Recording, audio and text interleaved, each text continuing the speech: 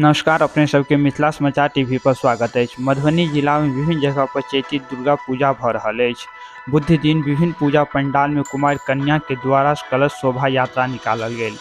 41वां बसंती नवदुर्गा पूजा समिति मगरौना भव्य रूप से मना रहल अछि। बसंती नवदुर्गा पूजा समिति मगरौना में 201 कुमारि कन्या के द्वारा गंगद्वार कमला घाट से कलश भरि कऽ मंदिर परिसर में आनल गेल। बसंती नवदुर्गा पूजा समिति कहलथि जे अन्य वर्ष के जेना इहो बेर बसंती चैती दुर्गा पूजा भऽ रहल अछि। एहिमे अपने सब परिवार प्रखंड जिलावासी सब आमंत्रण छी।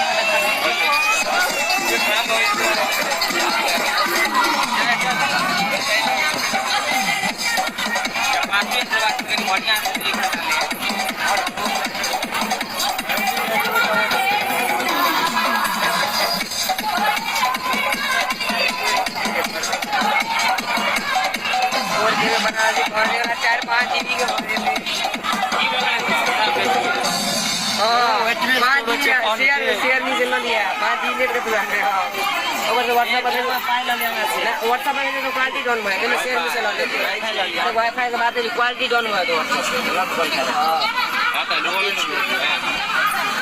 डॉक्यूमेंट में है कि 5 के बाद ही हो जाते 18 दिए वाईफाई का दिए लागत से